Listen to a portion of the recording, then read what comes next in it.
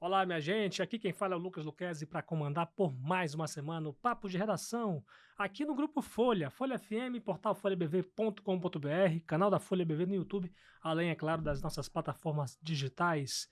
Estamos aí na Amazon, Alexa, e também no Spotify. Seja muito bem-vindo, todos vocês, aqui o nosso Grupo Folha. Hoje nós temos aqui informações de notícias policiais, né? Com a apreensão de R$ 500 mil de carga em contrabandeada, né, lá em Bonfim. Já já a gente fala sobre isso. Teve também uma agressão a uma criança de 3 anos. Um motorista hospitalizado após um acidente que o deixou preso às ferragens. Tem aqui a situação também de presos por tráfico de drogas e ainda a articulação de uma comissão parlamentar de inquérito para investigar a possível grilagem aqui no estado de Roraima. Convido você a participar conosco enviando seu comentário para o 999715300. É o mesmo canal onde você pode enviar sugestões de matérias, de entrevistas e também críticas ao nosso trabalho, além, é claro, das nossas redes sociais da Folha BV e da Rádio Folha FM 100.3 na internet. Deixa eu dar as boas-vindas aqui à minha colega Marília Mesquita. Seja muito bem-vinda, Marília. Oi, Lucas. Oi para você que está acompanhando o nosso papo de redação. É isso aí, vamos nessa, Marília. Muita informação aqui, como sempre, na segunda-feira, né? E a gente começa aqui destacando a apreensão feita pela Receita Federal de R$ 500 mil em carga contrabandeada em uma operação feita lá em Bonfim, na fronteira com a Guiana, né? Isso, Lucas. Como você já disse, essa operação ocorreu lá no município de Bonfim, nesse final de semana, aí sexta, sábado e domingo, e a Delegacia da Receita Federal, por meio da equipe de vigilância e repressão ao contrabando e descaminho, realizou duas grandes apreensões que juntas somam R$ 500 mil em produtos e cargas contrabandeadas. A primeira ação ocorreu na tarde do último sábado, dia 25, e durante a abordagem de um caminhão-baú que descarregava 6 mil litros de agrotóxicos em um depósito clandestino localizado no município de Bonfim. Na abordagem, o motorista apresentou a documentação descrevendo que a carga teria como destino final o exterior, não sabendo explicar os motivos dela ter sido descarregada no Brasil. O caminhão foi lacrado e recolhido ao pátio da Inspetoria da Receita Federal em Bonfim e a carga está avaliada em 250 mil. Já à noite, também do sábado, um ônibus de turismo foi abordado no quilômetro 14 da BR-401, a caminho de Manaus, e ao ser encaminhado ao pátio da Inspetoria da Receita Federal em Bonfim, no bagageiro foram encontradas diversas caixas, bolsas e malas sem identificação. Entre os produtos apreendidos estavam 7 bicicletas elétricas, eletroeletrônicos, cadeados, malas e bolsas, além de uma grande quantidade de vestuários, perfumes e cosméticos com indício de falsificação. A carga foi retida em nome da empresa transportadora e o ônibus foi liberado logo em seguida e a carga está avaliada em R$ 250 mil. Pois é, grandes apreensões, né? E mostrando aí o trabalho da Receita Federal, que eu acredito que deveria ser ainda mais contínuo na fronteira com a Guiana, né? Porque a gente, até pouco tempo, eu acho que a última vez que eu atravessei a fronteira foi no final do ano passado.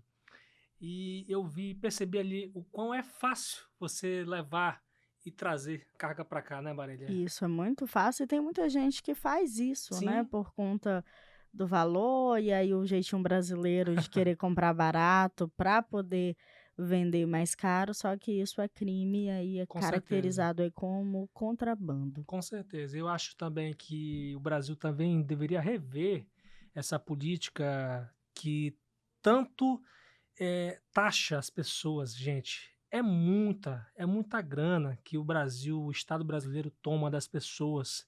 As pessoas, elas, em determinado momento, as pessoas elas têm até uma boa fé de você comprar no exterior, né? Aí quando chega aqui é um imposto absurdo, né? Você chega a pagar o mesmo que você pagou lá e eu acho que devia ser, até que um certo ponto, revista essa política, gente, porque é um absurdo. Eu, particularmente, considero um absurdo você pagar o mesmo valor que você pagou lá.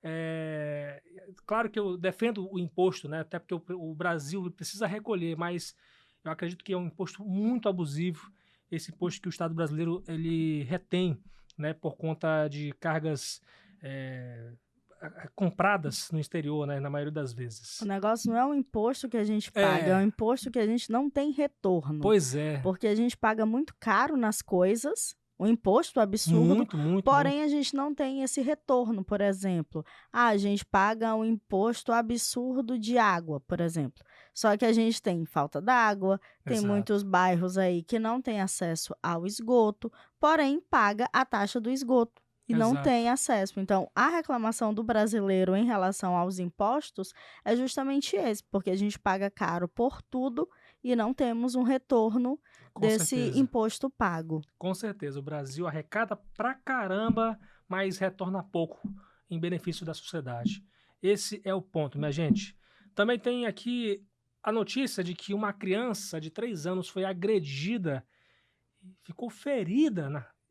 Esse ato, inclusive, foi feito pelo próprio pai, né, Marília? O que aconteceu? Isso, esse caso aqui, ele traz Revolta. uma revolta, porque um homem de 38 anos, ele foi preso após ferir o filho de apenas 3 anos e agredir policiais militares durante a abordagem, e esse caso aconteceu lá no bairro Nova Canaã, nesse domingo, dia 26. A mãe da criança, uma mulher de 29 anos, ela contou aos policiais do 2º Batalhão da Polícia Militar que o homem havia agredido covardemente o seu filho e, após as agressões, tinha saído da casa em uma motocicleta de cor preta.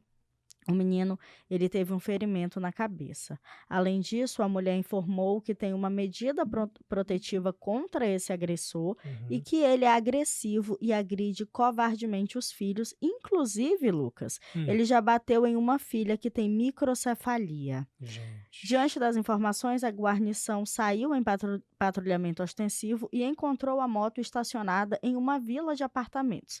Enquanto os policiais faziam a verificação do veículo, o homem saiu de um dos apartamentos e, ao avistar a equipe, ele retornou para dentro do imóvel. Imediatamente foi dada a voz de prisão para ele, e quando a guarnição entrou no apartamento para fazer a abordagem, o infrator arremessou uma cadeira de plástico e partiu para cima dos policiais com socos e chutes, sendo necessário o uso de spray de pimenta e cacetete. Após ser preso, o infrator foi levado ao pronto-socorro Cosme Silva e, depois de passar por atendimento médico, foi apresentado na central de flagrantes. Muito bem, né? Trabalho da Polícia Militar aí para conter esse rapaz que, pela atitude, Deu não mostrou, trabalho. não mostrou ser um bom elemento, né, Marília? Não mesmo. Espero que ele não tenha saído na audiência de custódia, porque o ferimento na cabeça da criança foi bem feio. Pois é, infelizmente. A gente tem que lidar com esse tipo de notícia, né? E a polícia tem que lidar com esse tipo de trabalho, né? É lamentável, né? Claro que Parabéns aos policiais não, por mesmo, ter exatamente. contido aí esse cidadão. A mesma forma como a gente parabeniza o trabalho da PM, né, gente? Tem também aqui o caso de um acidente grave, né, em que um motorista foi hospitalizado depois de ter ficado preso às ferragens, né, no interior. Olha, só coisa do interior aqui, só notícia do interior praticamente. Esse acidente aconteceu próximo à comunidade indígena em Trocamento, que fica lá em Pacaraima, no Uhum. norte de Roraima, e aconteceu na noite do domingo, ou seja, de ontem, dia 27. O motorista, ele conduzia uma picape Estrada de cor branca e ele está hospitalizado aqui no Hospital Geral de Roraima, e a vítima precisou de auxílio do Corpo de Bombeiros para deixar o carro. Conforme a Polícia Militar, o homem sofreu uma fratura exposta no braço esquerdo e teve ferimentos na perna direita por, i- por ter ficado preso às ferragens. Sim. A Polícia Federal também prestou os primeiros socorros. O motorista foi levado para a unidade de saúde de Pacaraima para cuidar dos médicos e outros procedimentos necessários. No entanto, devido à gravidade dos ferimentos, ele foi encaminhado aqui para o HGR em Boa Vista. Muito bem. E a gente também tem uma notícia boa, né? Uma baixa aí no tráfico de drogas, né, Marília? Isso. Dessa vez foi lá em Rorainópolis. 4 homens foram presos pela Polícia Militar de Roraima na noite desse domingo, dia 26, e conforme as informações divulgadas pela corporação, foram apreendidos aí 25 invólucros de droga, além de materiais furtados. A polícia informou que a guarnição foi acionada após uma mulher relatar que o próprio irmão havia ido até a casa dela acompanhado de outro homem e furtado itens. Na revista pessoal, os policiais encontraram com um dos suspeitos um invólucro com substância similar ao crack. Os homens contaram aos agentes que haviam trocado os objetos furtados por drogas em um ponto de tráfico. Ao chegar ao local indicado pelos suspeitos, os policiais escutaram gritos de uma mulher aparentemente sendo agredida. Quando entraram na casa, a guarnição encontrou um homem em discussão com a esposa e filha, que havia sido violentada e tinha um hematoma no rosto. O casal confirmou aos policiais que receberam os materiais furtados pela dupla de suspeitos. Depois de uma inspeção no local, os PMs encontraram os itens furtados, que foi uma caixa de som e chapinha de cabelo, além de uma balança de precisão. O cão de faro da equipe também encontrou 24 invólucros de crack, celulares e dinheiro. Além do casal e dos filhos, outro homem cúmplice do crime de tráfico também foi preso, estava lá na residência, também foi preso. Todo mundo foi preso, o material foi apreendido lá na delegacia do município. Muito bem, né? Excelente trabalho aí da Polícia Militar, né? Sempre em destaque aqui nas nossas reportagens, né? Mas, de modo geral, foi tranquilo, né? O final de semana, né, Marília? Isso, aparentemente. Porque, assim, às vezes, quando a gente chega na segunda-feira, a gente tem que... Poxa, teve uma enxurrada de notícias de polícia aqui, e a gente tem trabalho, às vezes, para escolher, né? Mas hoje foi um pouco mais fácil, diria assim, né? No modo geral, foi tranquilo nesse final de semana. O final de semana foi bem tranquilo, não tivemos aí registro de óbitos, então só isso já torna o final de semana mais tranquilo. Sim, claro. Se não tiver nenhuma ocorrência, a PM não trabalha, o povo do HGR não trabalha, eu não trabalho, mas assim, foi bem tranquilo. Com certeza. É aquele lance, né, que a gente, na sexta-feira, eu sempre tô aqui no Papo de Redação, esperando que o final de semana seja tranquilo, e às vezes a gente acaba acertando na semana, que é complicado a gente ter notícia aqui, hein, Marília? Lucas acertou. Dessa vez tivemos um final de semana aí bem tranquilo e espero que seja assim durante a semana. Pois é, porque você querer que tudo seja perfeito não existe, infelizmente, né? Isso aí é uma coisa que a gente tem que buscar para o nosso planeta de modo geral, né? Que a sociedade seja uma sociedade mais justa, uma sociedade que pense mais no próximo, né, Marília? É um ideal que a gente vai buscar todos os dias aqui. Isso, é isso que a gente espera, né? Com certeza. Marília, uma excelente semana para você, de muito trabalho, e até uma próxima aqui no nosso podcast. Tchau, Lucas. Tchau para você que está nos acompanhando. Uma excelente semana e continue aí acessando folhabv.com.br e até a próxima. E a gente vai seguir aqui no nosso podcast com notícia de política, gente. A gente, na verdade, está repercutindo aqui uma notícia que foi falada aqui na Rádio Folha FM 100.3, no programa Agenda da Semana, apresentado pelo doutor, o economista Getúlio Cruz, né? Foi no programa dele que o deputado estadual Jorge Everton, do União Brasil, disse que articula a instalação de uma comissão parlamentar de inquérito para investigar processos de regularização fundiária e denúncias de grilagem aqui no estado de Roraima. É um movimento que deve ocorrer aí como resultado da audiência pública realizada pela Assembleia Legislativa de Roraima no último dia 9, em Caroebe, no sul aqui do estado. E aí, na entrevista concedida aqui para a Folha FM, o deputado disse que o requerimento ainda depende de mais 7 assinaturas e, ao mesmo tempo que ele criticou a base de apoio do governador Antônio Denário, do Progressistas, na Casa Legislativa, que, segundo o parlamentar, não vê necessidade de apurar o caso. Na opinião de Jorge Everton, a CPI é a melhor forma de investigar o caso e encaminhar o resultado para órgãos de controle como o Ministério Público de Roraima e a Polícia Federal. Jorge Everton ainda criticou o governo estadual e a base aliada por tentarem aprovar em fevereiro passado, entre aspas, na calada da noite, um projeto de lei que poderia, segundo ele, desapropriar agricultores familiares de suas terras sem discutir o tema com a sociedade, né, em audiência pública, chamando aí associações envolvidas. Inclusive, nessa proposta, o governador de Roraima justificou que a ideia era assegurar a regularização fundiária para produtores rurais. Enfim, você, pelo que já entendeu aí, foi uma entrevista repleta de críticas ao governo Denário. O deputado, inclusive, se disse assustado com o rumo que o Estado está levando ao citar a suposta tentativa de tomar terras de pequenos produtores, o homicídio do casal Jânio Flávia, em que estava junto o chefe de segurança do governador, né, o PM Elton John, e o suposto envolvimento de parentes do governador com o tráfico de drogas e armas. E ele citou ainda a apreensão de um avião com 200 quilos de drogas no início do ano, na fazenda de Antônio Denário.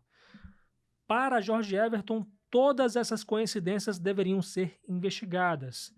Da mesma forma, nós abrimos espaço para o governo estadual se pronunciar e o Poder Executivo, em nota, disse receber com naturalidade qualquer questionamento feito por um parlamentar no exercício da sua função.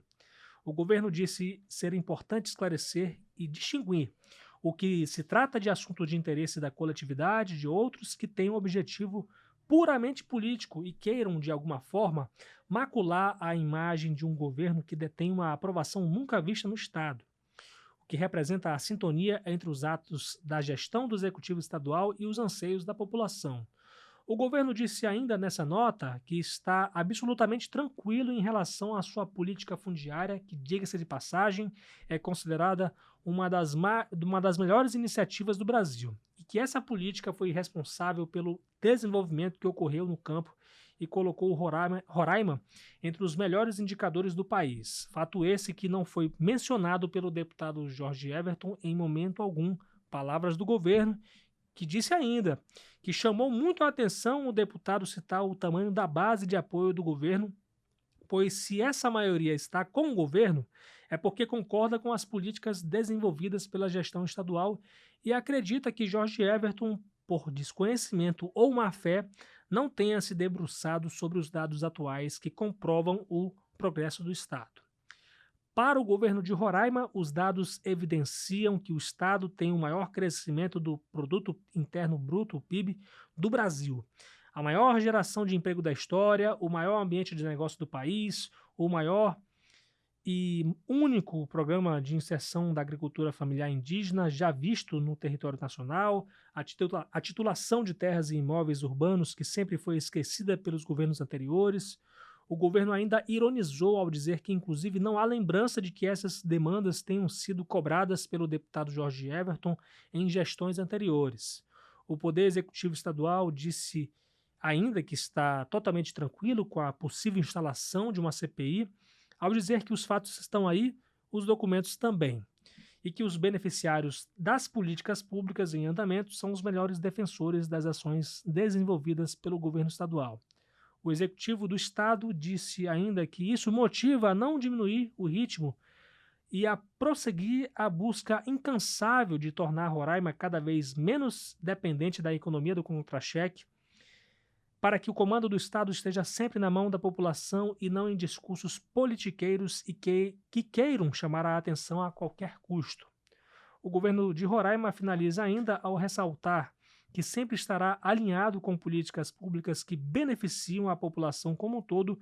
Além disso, respeita o posicionamento de qualquer parlamentar. Fecha aqui as palavras do governo do estado de Roraima, governado por Antônio Denário. Então, com essas notícias, nós encerramos o papo de redação desta segunda-feira, com os trabalhos técnicos de Fabiano Lopes, Riover Herrera, John Hudson e Aduan Figueiredo. Hoje apresentamos aqui o episódio de número 251, e aí eu peço para você seguir as nossas redes sociais no Instagram, no Facebook, no X, como @FolhaBV. Siga o nosso canal no YouTube, Folha BV, onde você também pode ativar o sininho para ficar por dentro de todo o nosso conteúdo audiovisual.